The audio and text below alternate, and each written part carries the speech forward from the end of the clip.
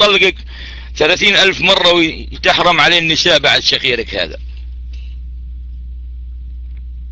تخلف ما بعده تخلف.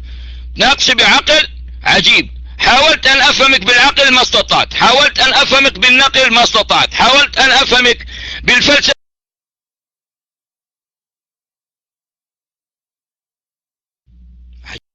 عجيب.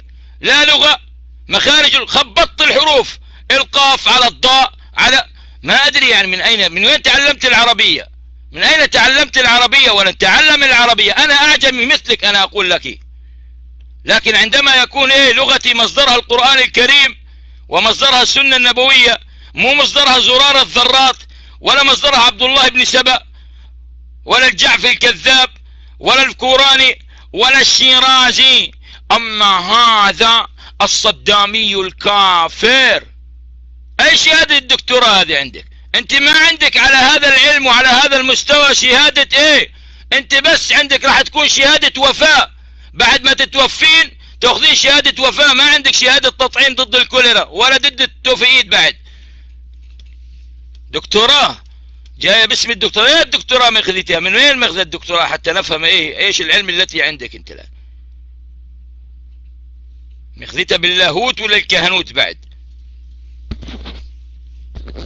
انا ادعوك يا دكتورة فاطمة ومن يريد ان ينقل لها ان تحاور طفل سني هنا بالتوحيد. هذا الطفل اسمه ابن كيو موجود معنا في غرفة أمنا عائشة. 4 أسئلة يا دكتورة فاطمة. في السؤال الرابع لن تنبسي ببنت شافة، ستنتهي الجولة ضن بالضربة القاضية الفنية. طفل عمره 13-12 سنة فقط، لن تقوي. تريدي أن يرتفع صيتك على حساب نور الدين؟ إياك نفهم اللعب هذا. نتابعك في أكثر من حوار فلا نجد فائدة. نخرج بخفي حنين. إذا كان هدفك الشهرة على حساب الأخ نور،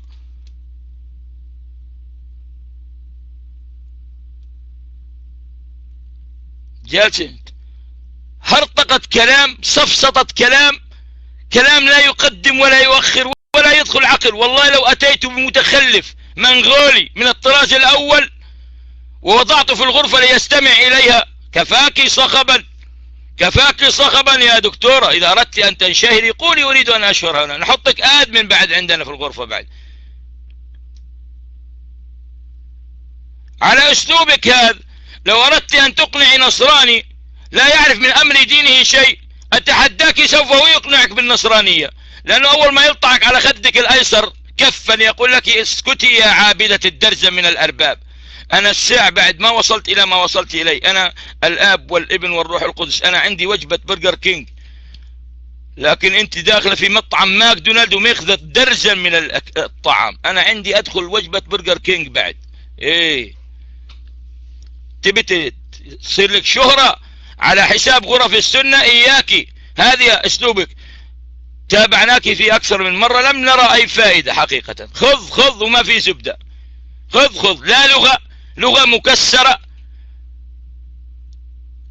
حتى لو في عائلات تسمع وأطفال يقول وش هذا التخلف؟ لا هي لغة عربية حتى واضحة البيان، حروف ضاربة على بعض. عندك الحروف متشابكة.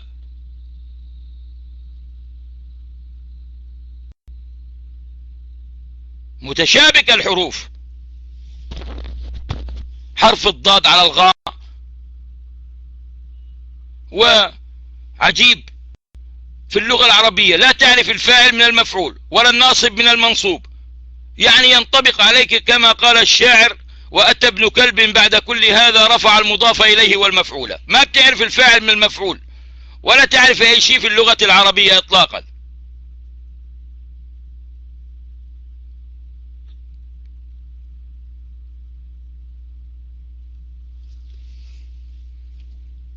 كل مرة هذا بجد يعني أنا أصابني، أنا والله ما كنت أبي أستلم، لكن لأني فعلا أصابني غيظ تخلف. حاولت أن أفهمك بالفلسفة ما استطعت. حاولت أن أفهمك أتبع، صرت يعني تذكرت نظرية بافلوف في قضية القرد والموزة. صرت أبي دخلت حالي بدال قرد بافلوف، دخلت أنا في القفص تبع بافلوف، وحاولت اتبع مثل ما اتبع القرد، ما وصلت نهاية، صرت اضرب راسي بالحيط مثل كويا روافض. حاولت اتبع نظريات الجشتلت، نظريات ثورندايك، كل هذه النظريات الفلسفية تبعك بعد إيه؟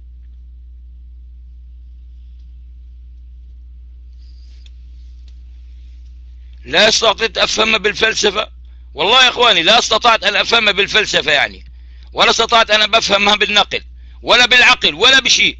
كأنه ايه، كما يقول امام الزمان ابو الفاروق عمر الفاروق: هبلة وسلموها طبلة. هبلة، والله اقسم بالله هذا هو المثل الذي ينطبق على الدكتور، هبلة وسلموها طبلة. سلمني يعني اذا حاورناك خلاص يعني صدقت نفسك انك تحاوري. هبلة سلموها طبلة. بعدين ثاني مرة لا تقززين في صوتك هذا وحشرجة الصوت تبعك، قززت الرجال من النساء، حتى قززت الرجال من النساء.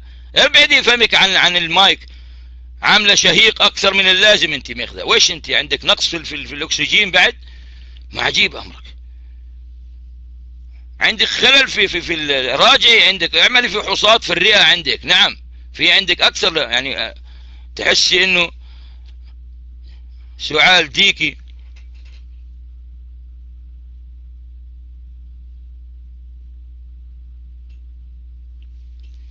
حيا الله الاخوان جميعا، بارك الله فيكم. اخواني اقول لكم والله ما تحاور هذه اللي من اجل الشهرة هذه. ما نعرف من اي سرداب اتت هذه الدكتورة فاطمة. اف الدكتورة، ايه دكتوراه؟ اذا معاك دكتوراه معانا دكتوراه بعد ان شاء الله. تعتقد انه احنا دلوخ ما عندنا شهادات علمية؟ ان شاء الله تعتقدي في الغرف هذه ما حمونا فيهم من الدكتوراه وفيهم من الشهادات العلمية العالية. ما حدا يخاطبها دكتورة. ايه دكتورة هذا؟ ما حد منكم تثبت انها دكتورة بعد؟ هذه مع شهادة ابتدائي راسب، كانت تأخذ شراليط من المعلمة وتوقفها رافعة ايدها حتى الى يوم الدين. بعد جاء تقول لي بعد عندك شهادة تطعيم ضد.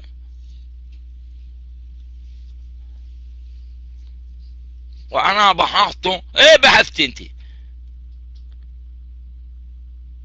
لو كتبت لك كلمة البر والبر والبر والله اتحداك اذا تميزي بين البر. والله اعطيك بيت شعر جاهلي من غير مشكل اذا قرأتيه: ولقد غدوت الى الحانوت يتبعني شاو مشل شلول شلشل شول. دكتور الصرف صحي.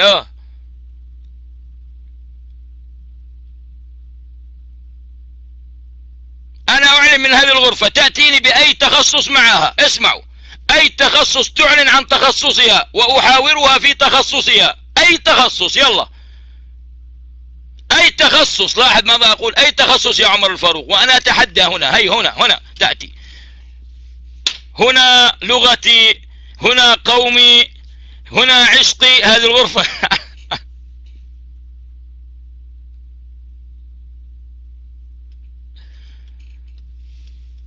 عجيب.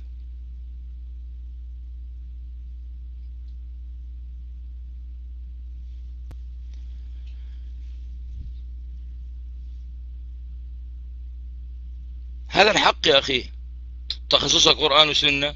طب إذا عرفت تقرأ آية واحدة قراءة سليمة، والله $1,000,000 لك يا دكتورة، يا دكتورة فاطمة، يا دكتورة فاطمة.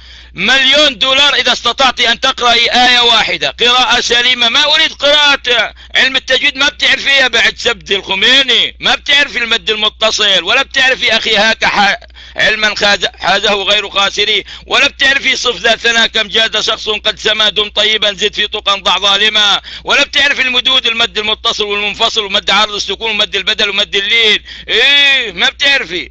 خلينا بالقراءة النحوية يا بعد سبت الخميني، يا بعد سبت السيستاني. تعالي اقرأي آية واحدة فقط. أنا أتحداها. نعم في أي اسمعوا، في أي علم معها بشهادتها. اسمعوا أقول لكم بشهادتها حتى أبين. لست علامة، أنا لست علامة، لكن والله أتحداها بشهادتها العلمية. هاي أقسمت بالله العظيم.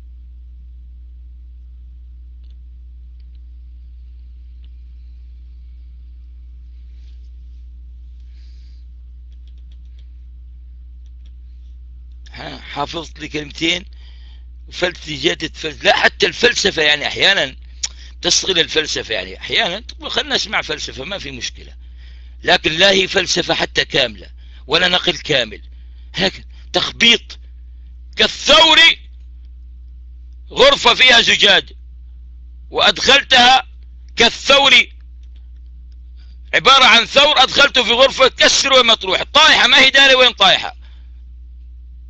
وش هذا؟ عندك محاور يحاور في قنوات فضائية، التقي للحوار مع الأخ نور حقيقة. وأقول للأخ نور زادك الله نور على نور يا أخي نور حقيقة، يعني نتعلم منك الصبر على هؤلاء الدلوخ. بعد أنا أتعلم من نور فقط حقيقة كيف يحترم الآخر الذي لا يستحق الاحترام. هذا أكبر درس يعلمني يا نور، أكبر درس يعلمني يا نور، كيف يحترم الذي لا يستحق الاحترام. حقيقة هذا درس لن أنساه من نور، وليس تبجيل في نور يعني حتى تفهم القضية، لا أبجل أحدا ولا أداهن لنور ولا لغير نور. الدرس الذي أتعلمه من نور كيف يحترم الذي لا يستحق الاحترام. نعم، هذا هو الدرس الذي تعلمته من نور والله. اسلوب يعني بحسسك فعلا يعني إنسانية غريبة عجيبة في من لا يستحق الإنسانية حقيقة.